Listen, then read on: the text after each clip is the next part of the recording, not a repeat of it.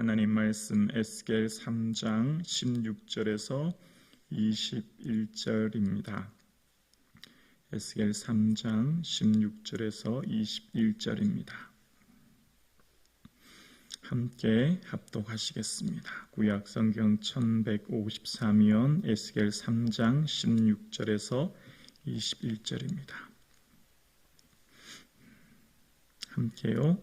7일 후에 여호와의 말씀이 내게 임하여 이르시되 인자야 내가 너를 이스라엘 족속의 파수꾼으로 세웠으니 너는 내 입의 말을 듣고 나를 대신하여 그들을 깨우치라. 가령 내가 악인에게 말하기를 너는 꼭 죽으리라 할 때에 내가 깨우치지 아니하거나 말로 악인에게 일러서 그의 악길을 떠나 생명을 구원하게 하지 아니하면 그 악인은 그 죄악 중에서 죽으려니와 내가 그의 핏값을 내 손에서 찾을 것이고 내가 악인을 깨우치되 그가 그의 악한 마음과 악한 행위에서 돌이키지 아니하면 그는 그의 죄악 중에서 죽으려니와 너는 내 생명을 보존하리라.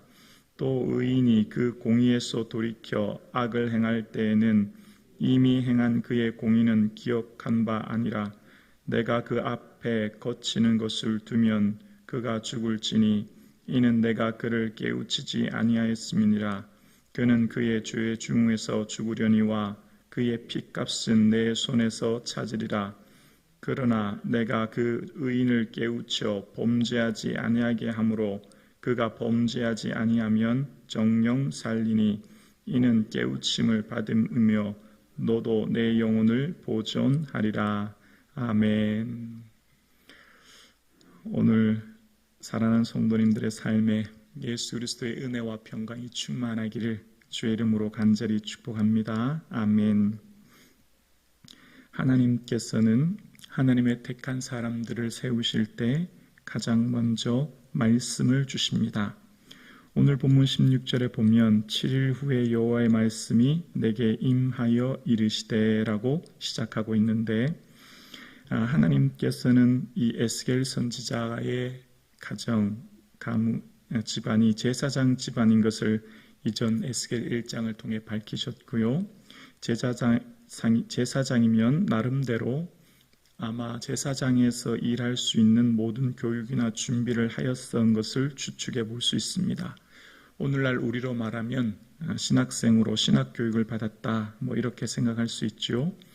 그런데 그런 준비 과정 가운데 하나님께서는 선지자로 세우실 때 내 말을 내 입에 두었다라고 말씀하시는 것입니다. 그러니까 하나님은 하나님의 사람을 세우실 때 환상 능력보다 가장 먼저 말씀을 주시는 것입니다. 그래서 에스겔서 3장 1절에 보면 이 1절에서 3절에 보면 하나님께서 두루마기를 먹이시고 그 두루마기를 먹였더니 그것이 에스겔 배에 차게 되고 먹으니 그 입의 달기가 꿀과 같았다. 그런 말이 3절에 나옵니다. 하나님께서 먹이시는 말씀을 먹자 에스겔은 그 말씀이 달기가 꿀 같았다. 이제 그렇게 이야기하고 있는 겁니다. 자, 그러면 달기가 꿀과 같은 말씀 우리가 생각할 때는 위로, 소망, 축복의 말씀이 우리에게는 꿀과 같이 달죠. 그런데 에스겔에 받았던 말씀은 그런 말씀이 아니었습니다. 2장 후반절에 보면 2장 10절에 보면 그 위에 애가와 애곡과 재앙의 말이 기록되었다. 그 두루마기를 먹이셨는데 그 3장 후반절 앞단락 2장 8절에서 10절에 보면 먹이셨던 말씀이 뭐였냐면 애가와 애곡과 재앙의 말씀이었던 거예요. 우리가 생각할 때 우리의 말씀의 꿀과 같은 말씀은 어떤 말씀입니까? 회복의 말씀, 소망의 말씀, 위로의 말씀, 축복의 말씀이 우리는 달기가 꿀과 같죠. 그런데 에스겔에 먹었던 그 말씀은 애가와 애곡의 재앙의 말씀, 즉 이스라엘 백성들의 심판의 말씀이었고 그 심판 후에 있을 회복을 그는 그에게 주셨던 것입니다. 오늘날 우리가 말씀을 들을 때 말씀을 받는 기준이 내가 되는 것이 아니라 그러니까 내 기분, 내 입장, 내 생각을 넘어 하나님의 마음과 하나님의 뜻을 헤아림으로 그 주시는 말씀을 통하여 우리의 삶에 참된 회복의 능력이 역사가 나타날 수 있기를 주의 이름으로 축원합니다. 우리를 살리는 말씀, 우리에게 새로운 사명을 주시는 말씀, 우리를 회복케 하는 말씀은 내가 듣기 좋아하는 말씀이 아니에요. 그러니까 기준이 내가 아닌 거예요.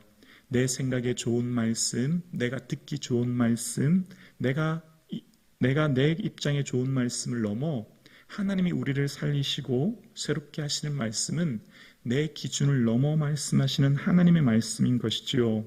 그래서 그 말씀이 때로는 우리의 삶에, 우리의 입에 당장의 말씀은 쓴 것 같고 당장의 말씀 나를 아프게 하는 것 같지만 그것이 우리를 살리는 능력의 말씀이 된다는 것이죠. 그래서 하나님의 말씀이 에스겔에게 임하였지요. 그 에스겔에 하나님의 말씀이 임하자 에스겔을 하나님은 어떤 사람으로 세우십니까? 주시는 사명이 17절에 나오죠. 인자야 내가 너를 이스라엘 족속의 파수꾼으로 세웠으니. 오늘날 현대 전쟁은 첨단 장비를 이용하여서 전쟁이 이루어집니다. 무슨 레이더라든지 이런 것들로 통하여서 적의 상태를 살피는데 2600년 전 과거에는 전쟁인 대부분 육안으로 적들의 동태를 살피지요. 특히 파수꾼이라고 하는 것은 성에서 성을 보호하고 지키는 보초병이지 않습니까? 적들이 언제 올지 항상 깨어 있어야 하고 그 파수꾼이 깨어 있어야 그 성에 있는 모든 사람들이 안전하게 생명을 지킬 수 있는 상황이었습니다. 특히 오늘 본문에 기록되었던 에스겔의 그 파수꾼이라는 단어의 원어는 초페라는 히브리어 뜻인데 그 원래의 뜻은 날카로운 눈으로 보다라는 뜻입니다. 날카로운 눈으로 보다.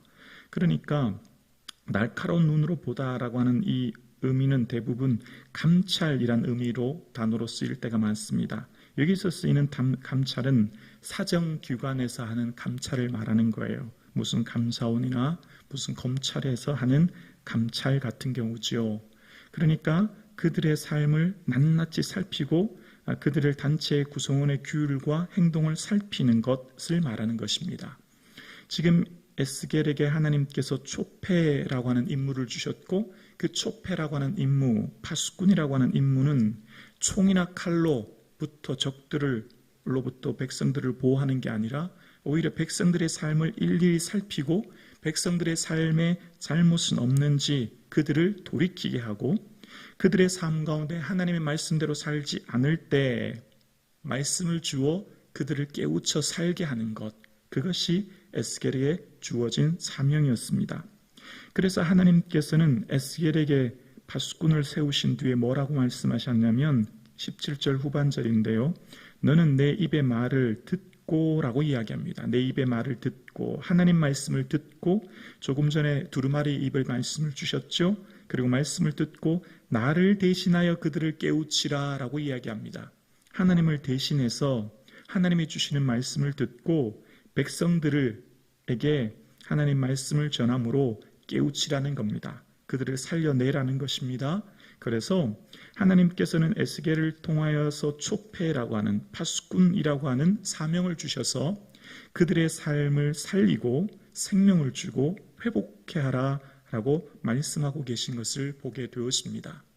하나님께서는 오늘 우리 교회를 또 하나님께서는 오늘 예배 드리시는 저와 여러분을 이 시대의 초패로 세우셨습니다. 이 시대의 파수꾼으로 세우셨습니다.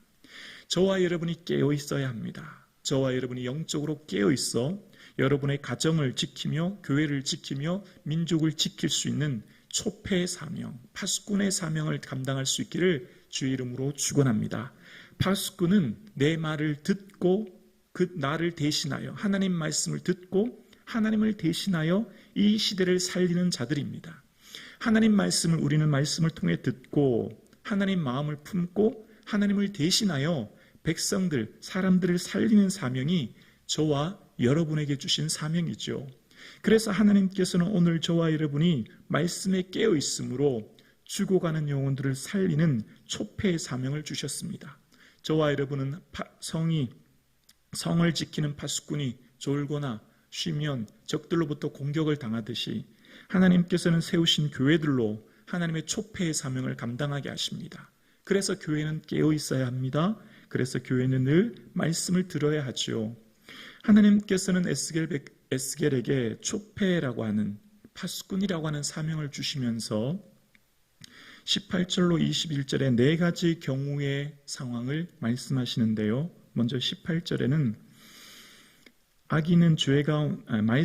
에스겔이 악인에게 말씀을 전하지 않은 경우 악인은 죄 가운데 죽고 에스겔도 그에 대한 책임을 추궁당할 것이다 라는 의미예요. 18절에 보면 가령 내가 악인에게 말하기를 너는 꼭 죽으리라 말할 때에 내가 깨우치지 아니하거나 라고 얘기하죠. 깨우치지 아니하거나 말씀을 전하지 아니한 경우예요.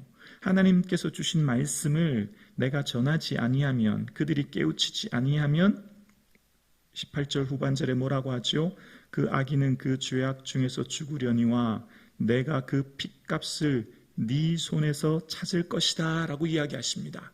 하나님께서 주신 사명, 파수꾼의 사명, 죽어가는 영혼을 살려야 되는 그 사명이 우리에게 있는데, 나에게 있는데 그 말씀을 전하지 않고 깨우치지 않고 있으면 그 주변에 당하는 사람들의 죽음이 값을 내게 물을 것이다 라고 말씀하시는 경우입니다. 하나님께서는 저와 여러분이 살고 있는 그 공동체를 살리도록 우리를 보내신 것이죠. 우리 성북중앙교회가 이곳에 있는 것은 이 성북동 지역을, 이 성북구를, 이 대한민국을 살리라고 보내신 것이죠. 저와 여러분이 그곳에 살아가는 이유는 죽어가는 영혼을 살리도록 보내신 것이죠. 그래서 하나님께서는 말씀을 전하지 아니하는 경우는 그 핏값을 내 손에서 찾는다고, 그 책임을 내게 물을 것이라고 말씀하시는 거예요. 두 번째는 19절인데요. 에스겔이 악인에게 하나님 말씀을 전하는 경우 악인은 깨우치지 아니하면 악인은 죽지만 너는 책임 추궁을 당하지 않는다는 거예요. 19절에 보면 내가 악인을 깨우치되 말씀을 전하되 그가 그 악한 마음과 악한 행위에서 돌이키지 아니하면 그는 그의 죄악 중에서 죽으려니와 너는 내 생명을 보존하리라 라고 말씀하십니다. 내가 맡겨준 사명, 파수꾼의 사명을 감당해서 말씀을 전했을 때 너는 너의 일을 다했다는 거죠. 그런데 그 말씀을 듣는 사람이 돌이키지 아니하면 그는 죽겠지만 너는 내 생명을 보존하게 된다는 것입니다. 내가 할 사명을 다 했기 때문이라는 거예요. 그가 돌이키지 않는 것은 그의 책임이라는 것입니다. 세 번째 경우입니다. 에스겔이 의인을 거치게 해서 의인이 악을 행하는 경우, 의인은 자신의 저지른 죄로 죽고 에스겔은 책임 추궁을 당한다라는 의미인데 20절에 보면 의인이 그의 공의에서 돌이켜 악을 행할 때는 이라고 이야기합니다. 의인이 악을 행하는 경우에요, 이미 행한 그 공의는 기억한 바가 아니라 내가 그 앞에서 거치는 것을 두면 그가 죽을지니 이는 내가 그를 깨우치지 아니하였음이니라. 그는 그의 죄 중에서 죽으려니와 그의 핏값은 내 손에서 찾으리라 라고 말씀하십니다. 하나님 말씀대로 살아야 될 의인, 부름받은 의인의 삶이 하나님 말씀을 선포하였을 때 돌이키지 아니하고 악을 행하면 그 의인은 죽게 된다라고 하는 말씀입니다. 네 번째는 의인을 깨우쳐 의인이 그 죄에서 돌이켜 범죄하지 아니하면 의인도 살고 너도 살게 된다는 겁니다. 21절인데요.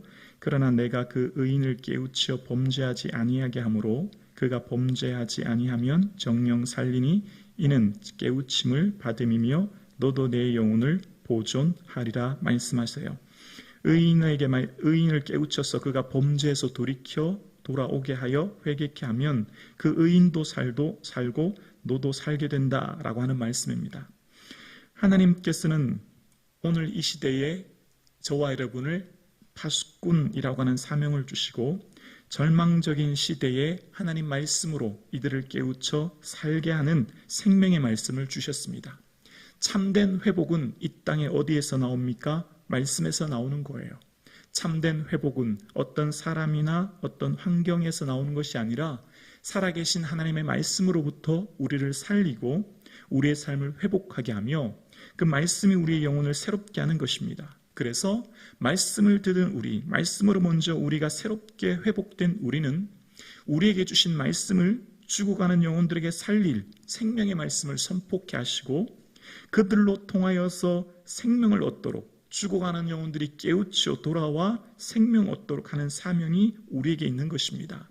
사랑하는 성도님, 이 시대에 하나님께서 바라시는 것은 죽어가는 영혼들을 살리는 생명의 말씀을 우리에게 주셨고 그 주신 말씀을 내가 있는 삶의 이웃들에게 그 공동체에게 전함으로 그들을 살리라 말씀하고 계세요.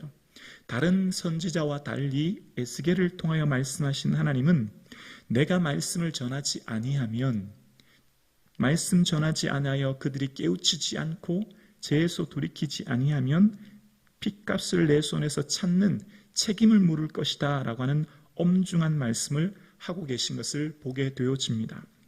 오늘을 살아가는 저와 여러분은 사명자입니다. 죽어가는 영혼을 살리는 파수꾼의 사명이 우리에게 주어졌고 우리는 이 세상을 사는 동안 내가 주어진 가족 공동체, 내가 주어진 직장 공동체, 내가 주어진 삶의 공동체에서 생명 대신 예수 그리스도를 선포함으로 죽어가는 영혼들이 살아나는 역사가 있기를 주의 이름으로 축복합니다. 기도드리겠습니다.